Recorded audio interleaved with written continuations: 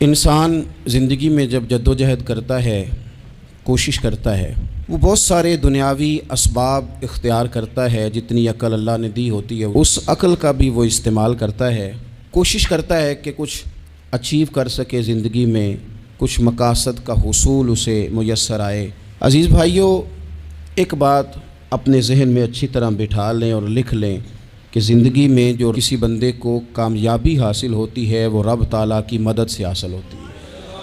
اگر رب تعالیٰ مددگار ہو تو پھر کوئی چیز بھی رستے میں رکاوٹ نہیں بنتی، اور اگر مالک کریم کو منظور نہ ہو تو انسان بہترین سیاستدان ہو، اچھا ایڈمنسٹریٹر ہو، اس کا ذہن بڑی وسعت رکھتا ہو، بڑی اچھی پلاننگ کرنا جانتا ہو، سارا کچھ ہو، تو بندہ ناکام ہو جاتا ہے۔ مسلمانوں کو جتنی کامیابیاں ملیں ان کا پس منظر صرف اتنا تھا کہ اللہ تبارک و تعالیٰ نے اپنے بندوں کی مدد فرمائی، اور اب تعالیٰ نے قرآن مجید میں اس حقیقت کا بیان کیا، فرمایا بل اللہ مولاکم، فرمایا بلکہ اللہ تمہارا مولا ہے، وَهُوَ خَيْرُ النَّاصِرِينَ، اور وہ بہترین مددگار ہے۔ وہ جو رب تمہارا مولا ہے وہ بہترین مددگار ہے، اور اگر وہ مدد کرے تمہاری، سورہ آل عمران میں آگے جا کے ارشاد فرمایا اگر اللہ مدد کرے تو پھر تم پر کوئی غالب نہیں آ سکتا، اور اگر وہ تمہاری مدد چھوڑ دے تو پھر کوئی تمہاری مدد کر سکتا، کوئی مدد نہیں کر سکتا۔ بدر کی جنگ بھی اور فتح مکہ بھی رمضان المبارک میں ہوا ہے۔ میں دونوں پر غور کر رہا تھا تو ایک نیا مضمون میرے ذہن میں آنے لگا۔ بدر کی جو جنگ ہے اس میں بھی ایک عجیب انقلاب آیا ہے کہ 313 نے 1000 سے مقابلہ کیا، اور جن 1000 سے مقابلہ کیا وہ اسلحے سے لیس تھے، اور یہ جو 313 ہیں ان کے پاس 6 زرہیں، 8 تلواریں، چند گھوڑے، لیکن اللہ نے کامیابی دی تو خود رب نے بیان کیا کس طرح دی، فرمایا وَلَقَدْ نَصَرَكُمُ اللَّهُ بِبَدْرٍ وَأَنْتُمْ أَذِلَّةٌ۔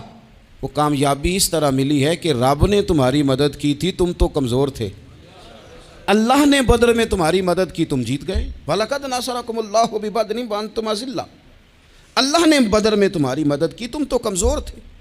پھر فتح مکہ نصیب ہوئی تو اس میں بھی بہترین منصوبہ بندی نبی پاک علیہ السلام نے فرمائی، بہترین حکمت عملی حضور نے اپنائی، لیکن ہمیں جو اللہ رسول نے بات سمجھائی وہ کیا ہے؟ اذا جاء نصر اللہ والفتح، فرمایا جب اللہ کی مدد آئی اور فتح نصیب ہو گئی۔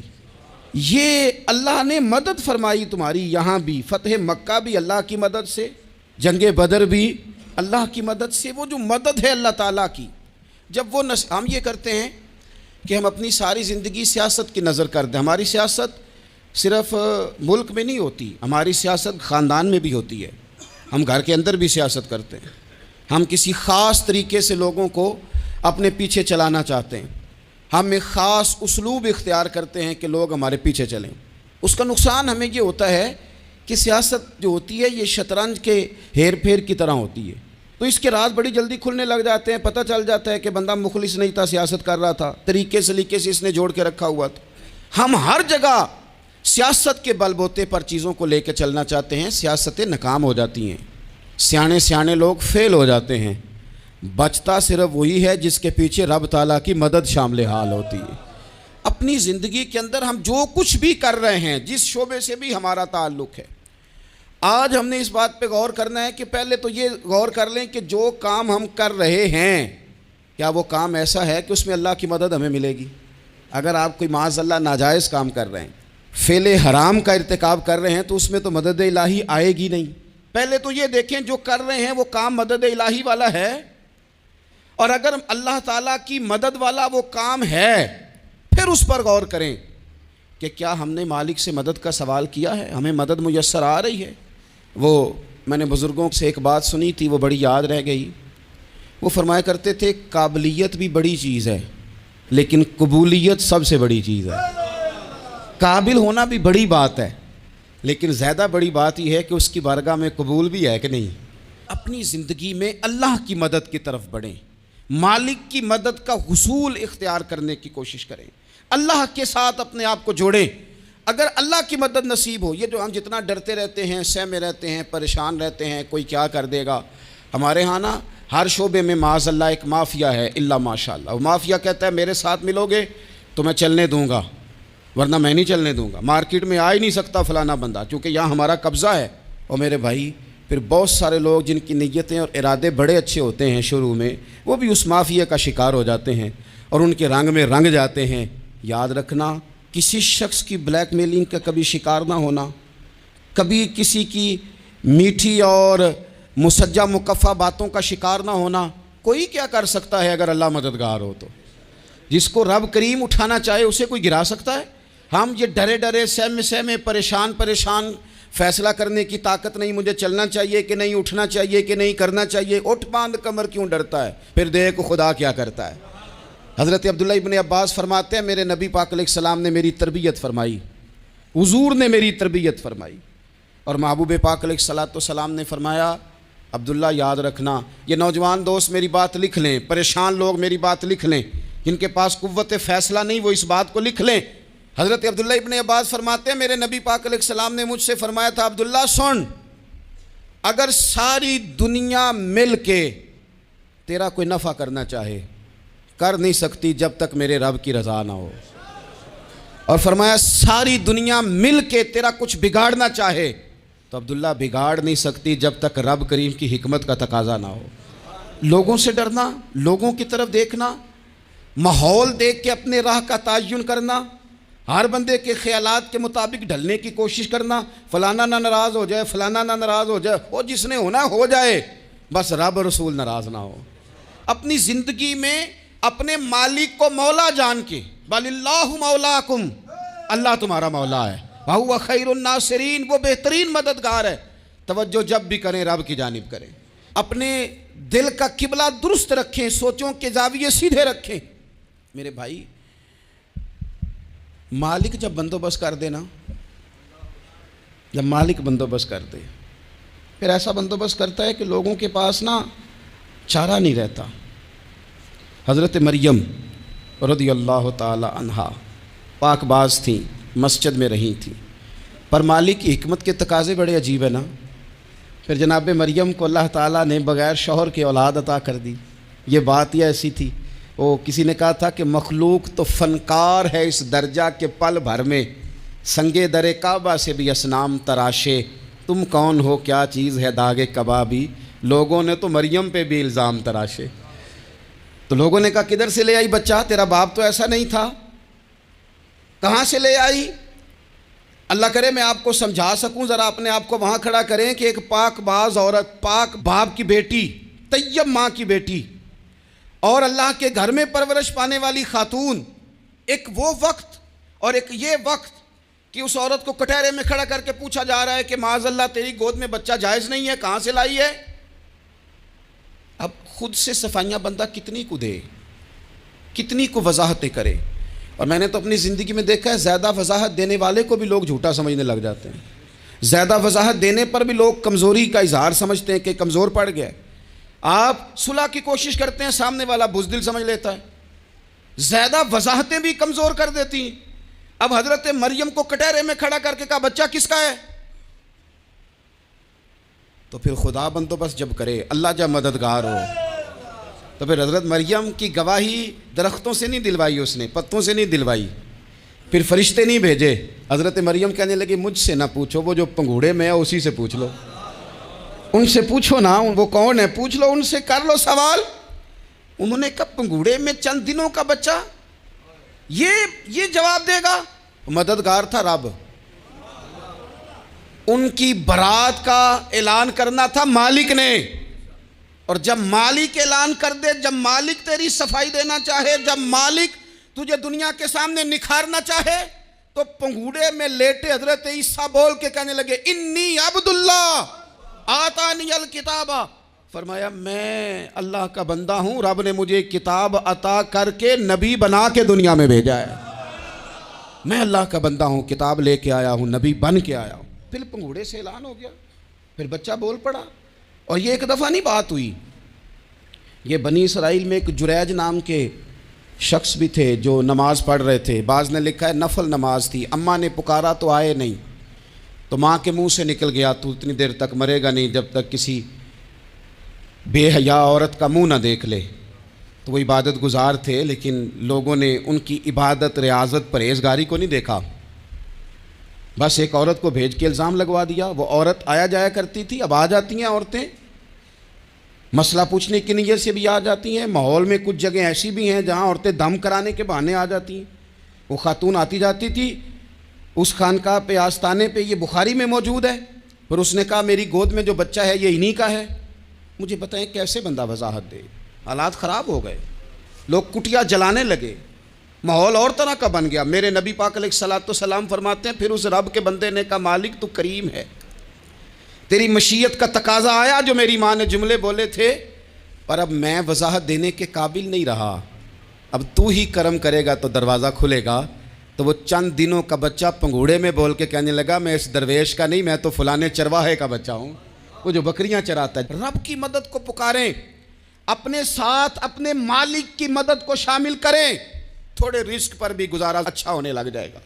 سارے لوگ آپ کو گرانے کی تدبیریں کر رہے ہوں گے اور مالک آپ کو عزتیں عطا فرما دے گا، اس کی بارگاہ سے حکمت کا تقاضا اور ہو جائے گا۔ ہم نے ساری زندگی لوگوں کو راضی کرنے میں گزار دی، ساری زندگی بڑھاپا آ گیا بچوں کو پالتے، اور بچوں نے آخری عمر میں کہہ دیا ابا اگر کوئی ڈھب کا کام کر لیتے تو آج ہمارے دن بھی پھیر نہ جاتے۔ ساری زندگی گزار دی بہن بھائیوں کو راضی کرنے میں، ساری زندگی گزار دی ذمہ داریاں اٹھانے میں، ان کو 99 دفعہ دیا، ایک دفعہ نہیں دیا تو انہوں نے کہہ دیا تو نے تو کبھی دیا ہی نہیں، تو تھا ہی نہیں۔ ساری زندگی محلے داروں علاقے والوں کو راضی کرنے میں گزار دی۔ اور میں نے ایسے لوگ بھی دیکھے دین کے لیے وقت گزارا، لیکن جب بڑھاپے میں دانت کام نہ کرتے تھے تو وقت کے مفتیوں کو بھی مسجدوں کی کمیٹیوں نے کہہ دیا اب آپ کی سمجھ نہیں آتی، ہم نے خطیب کو یور رکھنا ہے، نہ دیکھو دنیا کی طرف، دنیا رلا دیتی ہے، نہ راضی کرو بندوں کو، بندے تھکا دیتے ہیں، نہ پیچھے بھاگو ہر وقت دنیا داروں کے، یہ انسان کو کمزور کر دیتے ہیں۔ وہ تو کریم ہی بڑا ہے، 2 آنسو زمین پر بعد میں گرتے ہیں، بندے کے گناہ سارے پہلے معاف فرما دیتا ہے۔ اللہ کی مدد کا حصول، اپنے مالک کی مدد کی طرف بڑھنا، آپ کو بدر کی جنگ بھی یہی درس دے گی، آپ کو احد کا میدان بھی یہی سبق دے گا، فتح مکہ بھی یہی سبق دے گا۔ میرے دوستو جب رب مدد فرمائے، جب اللہ مددگار بنے، دوستوں سے ایک بات اکثر کرتا ہوں، میں کہتا ہوں کہ جتنے درد سے آپ امیر کو اپنی کہانی سناتے ہیں نا، اور جس طرح آپ کے آنسو بات کرنے سے پہلے گر جاتے ہیں کہ غریب ہیں، بچیاں ہیں، کاروبار نہیں، او میرے سنگیو، اس سے آدھے آنسو اپنے رب کی بارگاہ میں بکھیرو، اس کے حضور عرض گزار ہو جاؤ، اس سے طلب کرو۔ ایک وقت انسان پر زندگی میں ایسا آتا ہے کہ اسے یوں محسوس ہوتا ہے کہ میرا سایہ بھی ذرا سا پیچھے ہٹ گیا ہے، اسے یوں لگتا ہے کہ میں کسی سہارے پہ ہاتھ ڈالتا ہوں تو وہ بھاگ جاتا ہے مجھ سے۔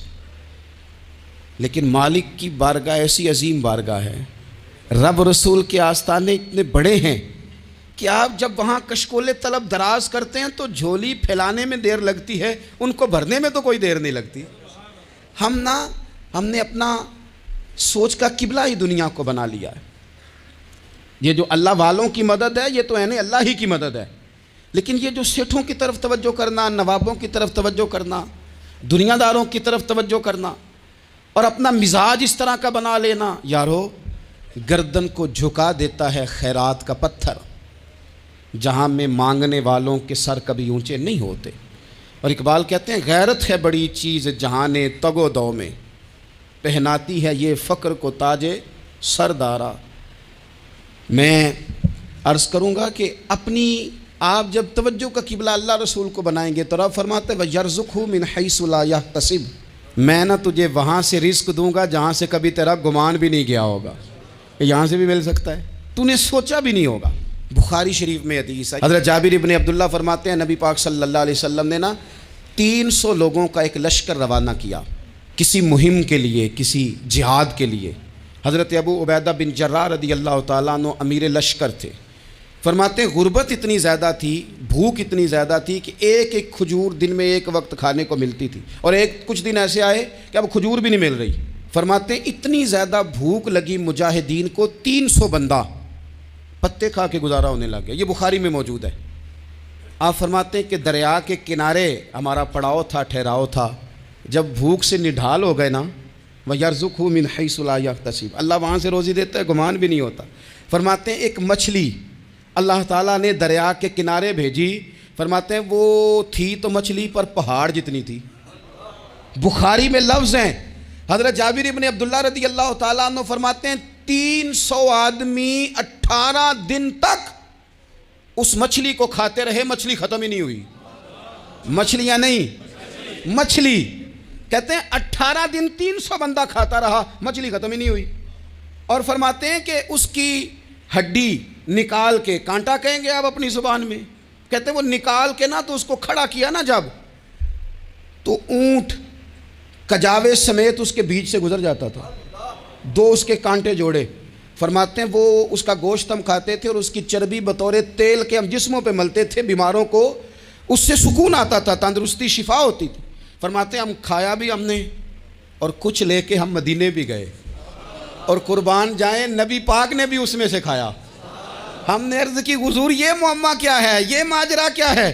تو محبوب نے فرمایا تمہارے پاس غذا نہیں تھی، رب نے تمہارے لیے بندوبست کیا ہے، اللہ نے تمہیں دیا ہے۔ مکان شروع کر لیا، ایک صاحب نے وہ مکان بنانے لگے، آپ وہ حساب لگا رہے ہیں، کہتے ہیں میرے پاس اتنے پیسے ہیں، اتنے میں نے فلانے دوست سے کہنا ہے اس نے دے دینے، اتنے فلانے رشتہ دار سے کہنا ہے اس نے دے دینے، اتنے فلانے سے کہنا ہے اس نے دے دینے۔ یہ ساری کاپی بنا کے مکان شروع کر لیا۔ جو روز کہتا تھا نا کوئی حکم ہو جاتے دسی، سب سے پہلے اس کو کہا میاں پیسے چاہیے دین، وہ کہندا ہو کل ہی منڈا ٹوریا ہے، کہتے تو پرسوں 10 داتے لب جانے سن۔ میں آپ کو اپنے تجربے کی بات بتا رہا ہوں۔ جن لوگوں کا خیال ہوتا ہے نا کہ آپ سٹارٹ کریں فلانا کام، ہم آپ کے ساتھ ہیں، اللہ کا ہی کوئی نظام ہے، وہ بالکل بھی نہیں ساتھ ہوتے۔ لیکن ایسا نہیں ہے کہ کوئی ساتھ نہیں ہوتا، اللہ تعالیٰ بڑے اسباب پیدا کرتا ہے، وہاں سے دیتا ہے جہاں سے گمان بھی۔ ہمارا یہ ذہن بن جاتا ہے ہم ساری اپنے حساب سے چلتے ہیں، اتنے رشتہ داروں سے اتنے، کون آپ کے ساتھ چلے گا؟ سوال ہی نہیں پیدا ہوتا۔ یہ سارے کام چھوڑ کے سب سے پہلے 2 رکعتیں پڑھو، اپنے رب کی بارگاہ میں، رسول کائنات کی بارگاہ میں گزارشات اور استغاثے پیش کرو، وہاں سے خیر طلب کرو۔ دنیا دار کیا دیں گے، کیا دے سکتے ہیں، کیا حیثیت ہوتی ہے کسی؟ اللہ کہتا ہے وہاں سے دوں گا۔ تو جو اللہ مال دے وہ لینا چاہیے کہ رشتہ داروں کا مال دیکھنا چاہیے؟ جو اللہ دے وہ لینا چاہیے کہ سیٹھوں نوابوں کی جیبیں دیکھنی چاہیے؟ جو اللہ دے وہ قبول کرنا چاہیے یا دیکھنا چاہیے کون سا آدمی کہاں پہنچ گیا؟ چھوڑو، اپنی مٹی پہ چلنے کا سلیقہ سیکھو۔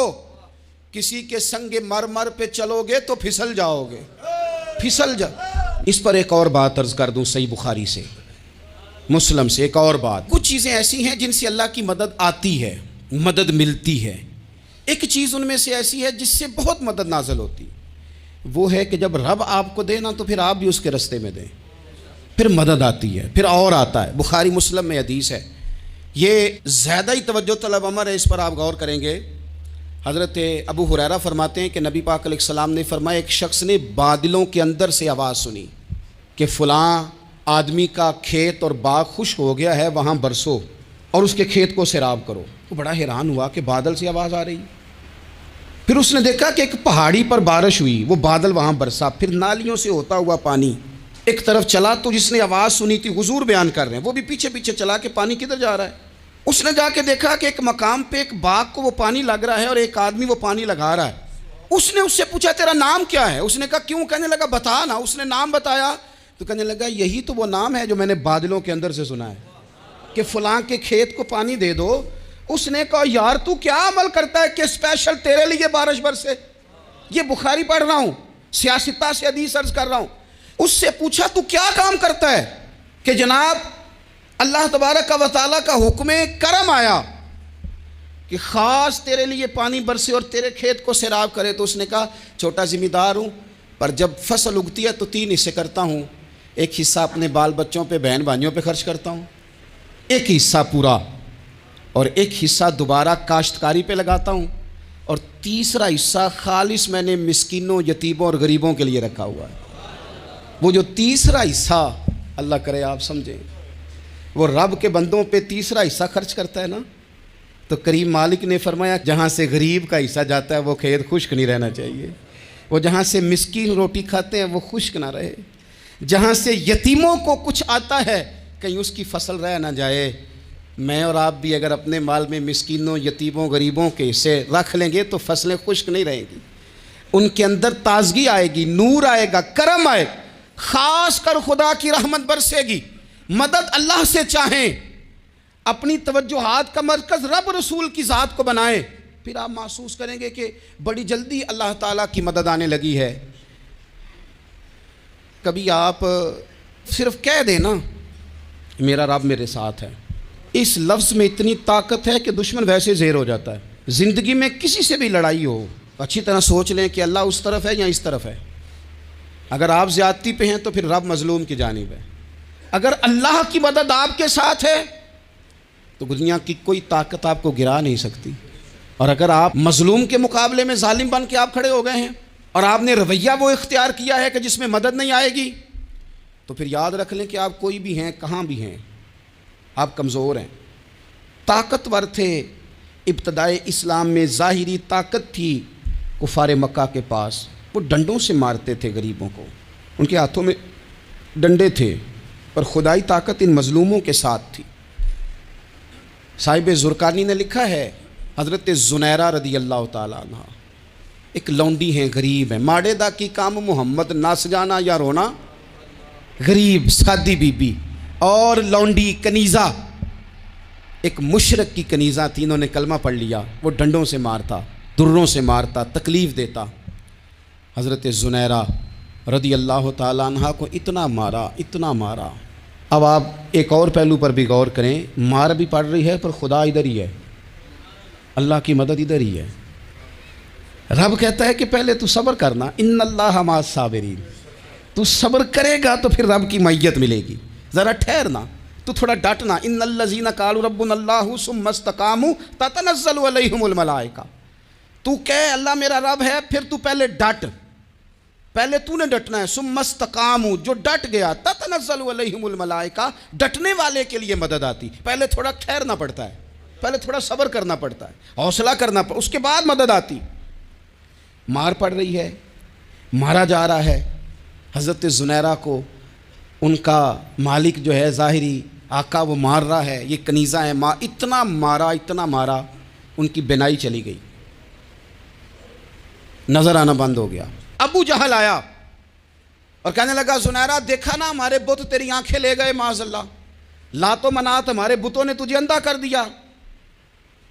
اب ایسا نہیں ہے کہ بی بی روتی جا رہی ہے، مایوسی معاذ اللہ، پریشانی، غریبی بڑی ہے، پوچھنے والا کوئی نہیں، یہ باتیں نہیں۔ کیا جملے ہیں خاتون کے، کیا لفظ ہیں۔ ابو جہل نے تنزیہ کہا معاذ اللہ، کہنے لگا دیکھا نا ہمارے بتوں نے تجھے اندھا کر دیا۔